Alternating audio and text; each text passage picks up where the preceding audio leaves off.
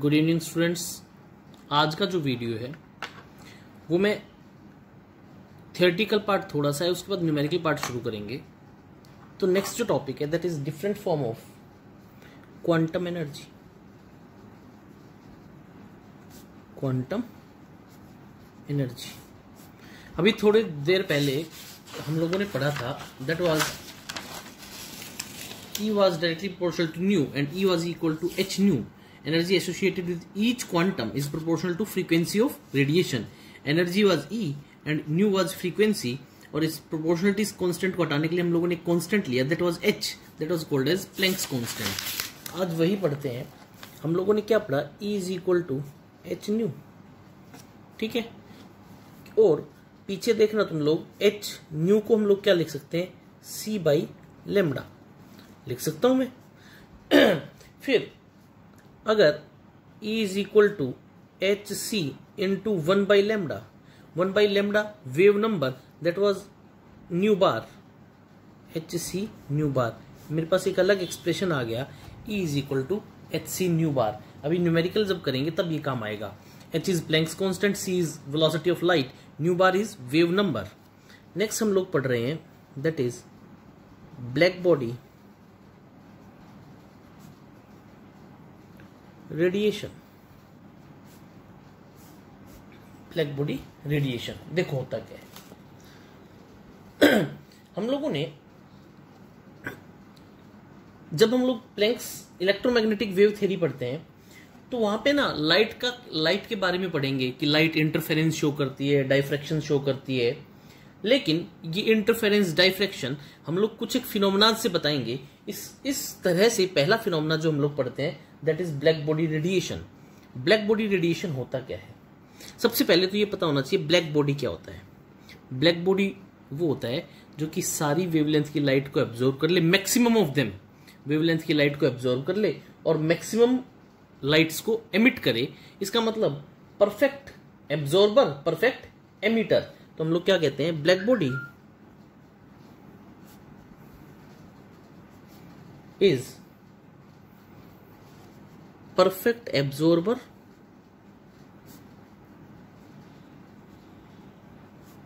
and perfect emitter of radiant energy. Radiant energy. It can absorb and emit all frequencies. ठीक है। अगर मान लो हम लोगों ने पढ़ा था कि अगर मान लो मैं किसी आयरन को हीट करना शुरू करूं, पहले वो रेड होगा, फिर येलो होगा, फिर व्हाइट लाइट एमिट करने लग जाएगा, तो हम लोग क्या कहते हैं? अकॉर्डिंग टू, अब बेटा जैसे जैसे कलर चेंज हो रहा है, आयरन को हीट करना शुरू करोगे, इसका मतलब कलर चेंज हो रहा है तो लाइट की वेवलेंथ चेंज हो रही है, वेवलेंथ चेंज हो रही है, फ्रीक्वेंसी चेंज हो रही है, और फ्रीक्वेंसी चेंज हो रही है तो इसका मतलब वेव का नेचर चेंज हो रहा है। According to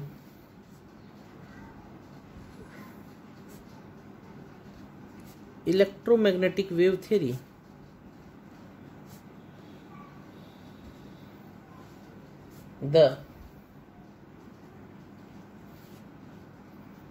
the energies is emitted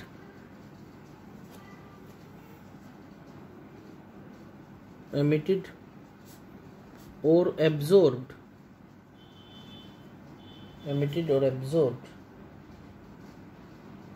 by a body continuously,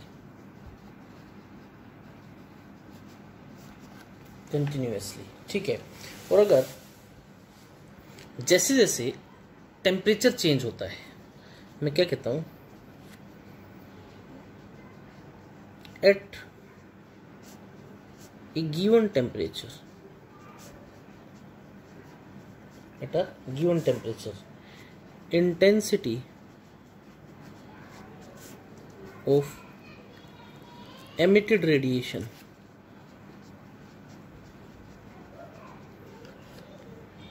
increases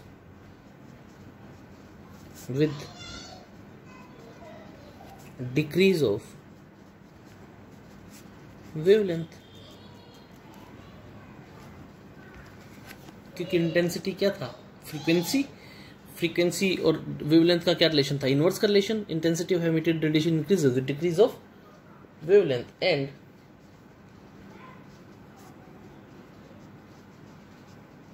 approaches to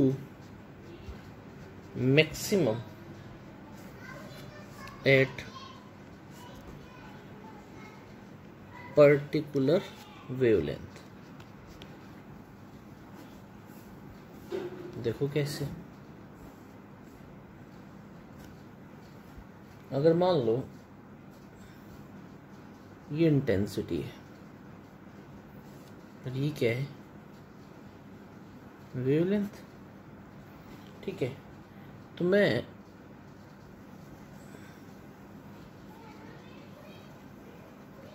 ऐसा कुछ ड्रॉ करूं, T1 T2. अब इंटेंसिटी ज्यादा तो टेम्परेचर ज्यादा, तो क्या हो गया, T2 is greater than T1. बोलो बेटा बात समझ में आई या नहीं आई. ये था ब्लैक बॉडी रेडिएशन. उसके बाद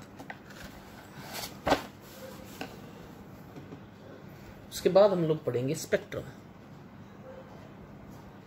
या मैं स्पेक्ट्रम से पहले स्पेक्ट्रम को एक बार थोड़ा सा डिफाइन करके फिर हम लोग कुछ एक न्यूमेरिकल्स करेंगे. स्पेक्ट्रम का मैंने बताया था, स्पेक्ट्रम का मतलब होता है अरेंजमेंट. ठीक है, और अब अरेंजमेंट है, अगर मैं वेवलेंथ की सेंस में बोलूंगा तो वेवलेंथ स्पेक्ट्रम हो जाएगा, फ्रीक्वेंसी की सेंस में बोलूंगा तो फ्रीक्वेंसी स्पेक्ट्रम. और मुझे पता है वेवलेंथ और फ्रीक्वेंसी का रिलेशन जो है वो किसका है, इनवर्स का रिलेशन. अगर इंक्रीजिंग वेवलेंथ होगा तो डिक्रीजिंग क्या हो जाएगा, फ्रीक्वेंसी. तो मैं क्या कह सकता हूं, देखो अगर मान लो ये प्रिज्म है, ठीक है, इसके अंदर से मैं लाइट को पास करूं तो ये आगे चल करके साथ में क्या हो जाती है, डिस्पर्स हो जाती है. This is called as dispersion. तो मैं क्या कहता था, मैं कहूंगा violet, indigo, blue, green, yellow, orange, red. This is called as dispersion. Dispersion का मतलब होता है फैलना. डिस्पर्स हो गया कितने कलर्स में, violet, indigo, blue, green, yellow, orange, red. अब रेड की वेवलेंथ ज्यादा है, वेवलेंथ लैम्बडा ज्यादा, तो फ्रीक्वेंसी क्या होगी, कम, क्योंकि रिलेशन क्या है, nu is equal to c by lambda. उसी तरह वॉयलेट की क्या हो जाएगी, फ्रीक्वेंसी ज्यादा तो वेवलेंथ कम. बोलो बेटा, तो मैं क्या कह सकता हूं स्पेक्ट्रम को, it is the splitting of a beam of light into radiations of different wavelength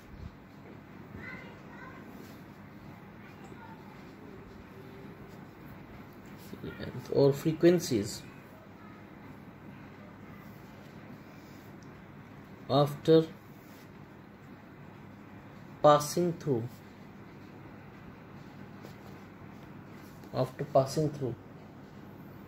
a prism is called dispersion, and the pattern observed after dispersion is called spectrum. क्या कहलाता है, स्पेक्ट्रम. ठीक है बेटा, अब स्पेक्ट्रम भी हम लोग दो तरह से पढ़ेंगे. Spectrum on the source, one is called as emission spectrum,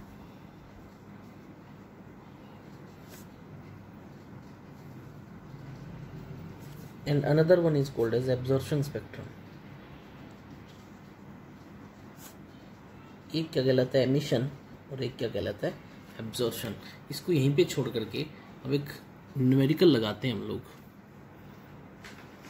पहला न्यूमेरिकल देखो जी, मैं कहता हूं पहला numerical, compare the energies of two radiations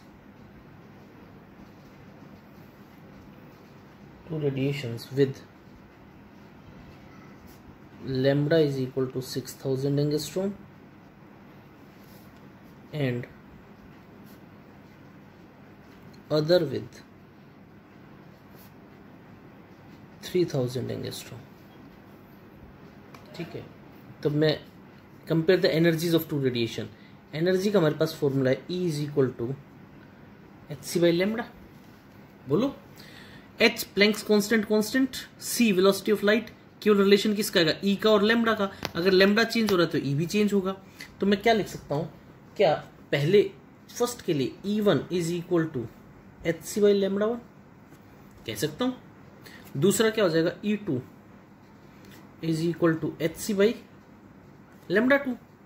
अरे बोलो, हो जाएगा या नहीं हो जाएगा। तो मेरे पास रिलेशन क्या आ गया, E1 by E2 is equal to hc by lambda 1 lambda लेमडा 2 बाई hc। अब रिलेशन क्या आ गया, E1 बाई E2 सारा कट जाएगा।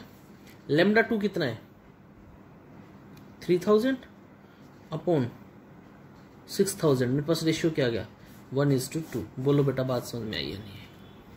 अरे बोलो। ठीक है, नेक्स्ट। अभी next, calculate frequency and wave number of radiation having wavelength 480 nanometre. लो जी, अभी कर देते हैं। देखो, पहले तो ना सबकी सिंबॉलिक रिप्रेजेंटेशन पता होना चाहिए तुम लोगों को। फ्रीक्वेंसीज को किससे रिप्रेजेंट किया करते, न्यू से। वेव नंबर को न्यू बार से। न्यू क्या होता था, C by lambda. Nu bar क्या होता था, 1 बाई लेमडा। बोलो, अब देखो, nu is equal to C by lambda frequency, तो C 3 इंटू 10⁸ अपॉन 480। बेटा 3 इंटू 10⁸ मीटर पर सेकेंड है, तो इसको भी किस में चेंज कर दोगे, नैनोमीटर को मीटर में, 10⁻⁻⁹। तो ये क्या हो गया, 3/48, ये हो गया 6.25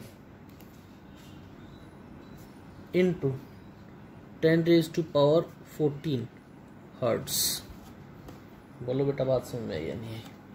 और ये 1 बाई लेमडा 1/480 10⁻⁻⁹, इसको करेंगे तो आएगा 2.08 10⁻6 न्यू बार है, metre inverse.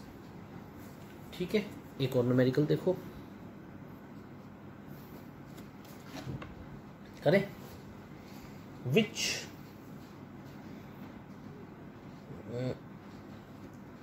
which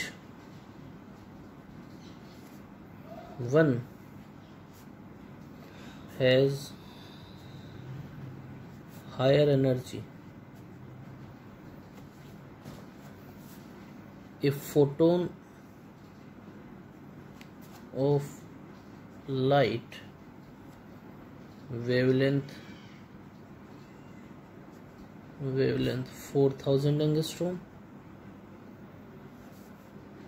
or photon of light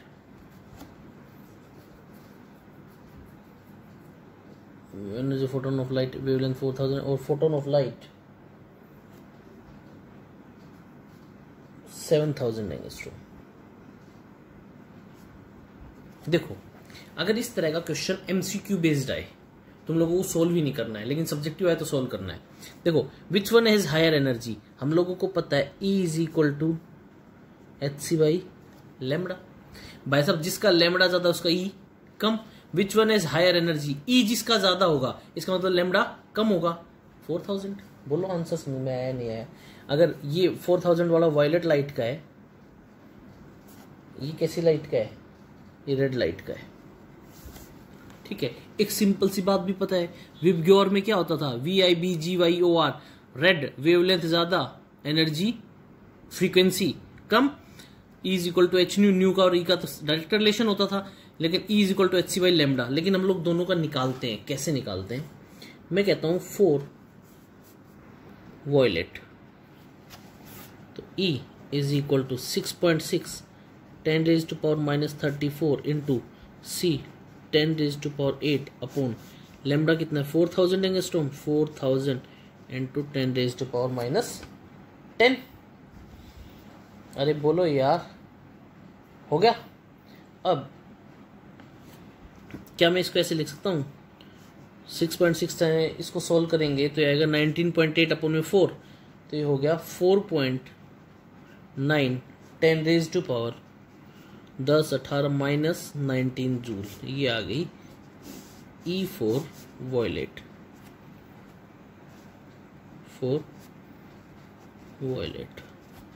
ठीक है, ये फर्स्ट हो गया।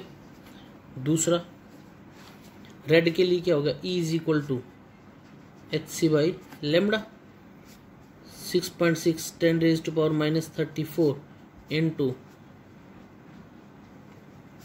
3 into 10 raise to power 8 upon में 7000 10 रेज टू पावर माइनस 10।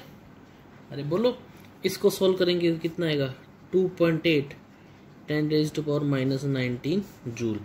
ये E किसके लिए हो गया, रेड के लिए हो गया, नहीं हो गया। इसका मतलब 4 violet the energy is maximum. बोलो बेटा बात समझ में आया नहीं आया। ठीक है, और करें न्यूमेरिकल एक दो, लो आ जाओ, लो जी करते हैं।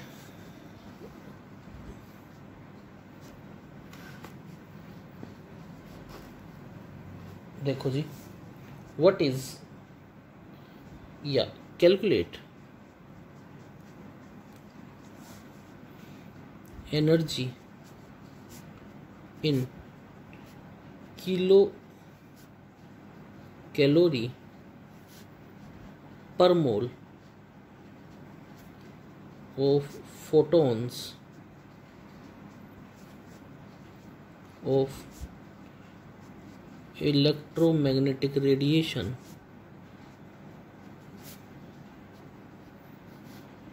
of wavelength 7600 angstrom. ठीक है, एनर्जी निकालनी है किलो कैलोरी पर मोल। ठीक है जी, सबसे पहले फ्रीक्वेंसी क्या होगी, nu is equal to c by lambda, c 3 into 10 raise to power 8 upon में 7600 into 10 raise to power minus 10। अरे बोलो होगा या नहीं होगा। ठीक है, अब मैं इसको सोल्व करूंगा, nu angstrom is equal to कितना आएगा 3.9 10 raise to power 14 second inverse. कैसे, सी इसको into 10 raise to power 2 centimetre में कर लिया सबको। ठीक है, नेक्स्ट अब energy of photon,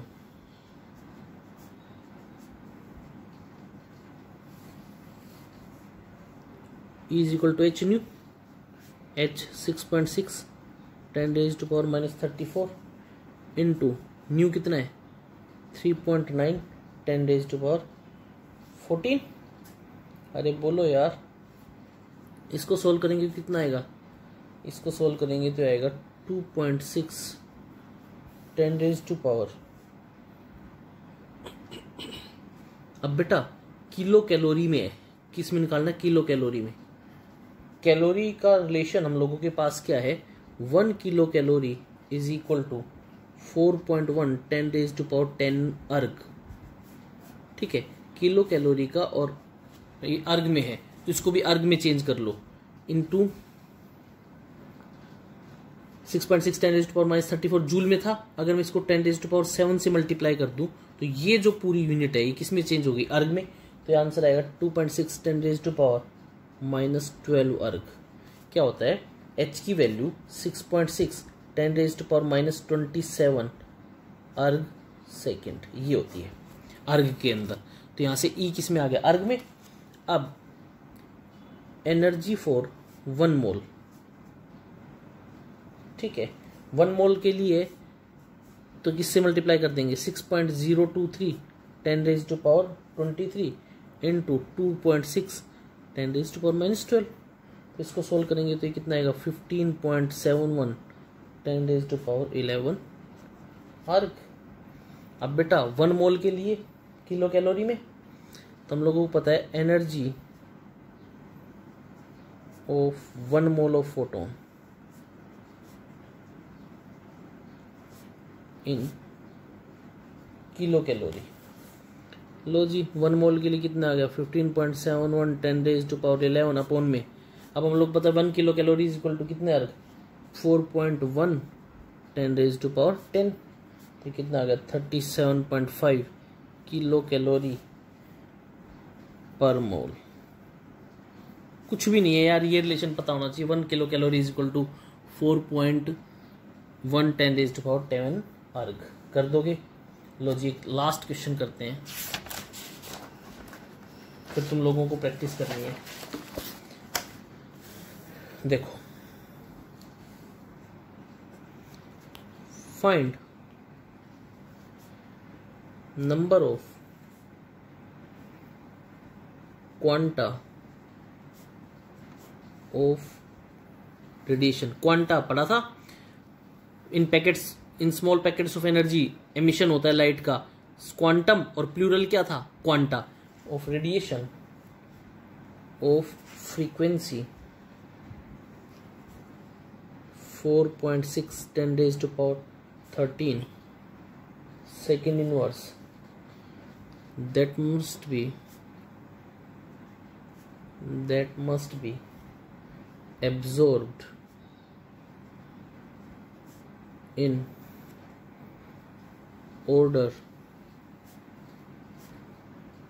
to melt 5 gram of ice। ठीक है, the energy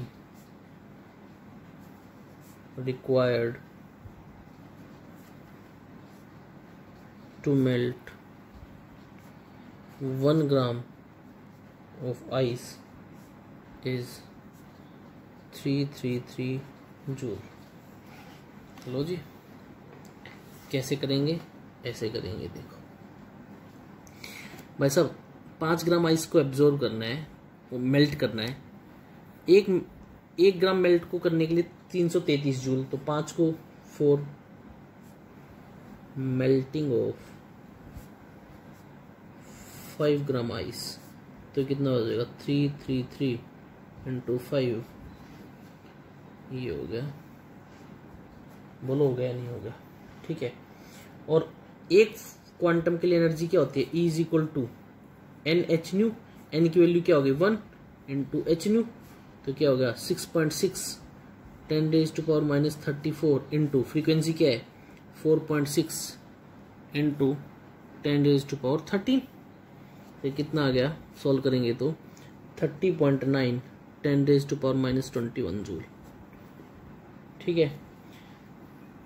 अरे बोलो, 1 के लिए इतनी एनर्जी आई, 5 के लिए इतनी, तो नंबर ऑफ क्वांटा की जरूरत क्या होगी? Number of quanta total upon में कैलकुलेटेड टोटल की कितने की जरूरत है? अपॉन में 30.9 10⁻21। तो इसको सोल्व करेंगे तो ये आएगा 53.8 10⁻21। क्या मैं इसको ऐसे लिख सकता हूँ? 5.38 10⁻22 क्वांटास। बोलो बेटा बात समझ में आई या नहीं आई?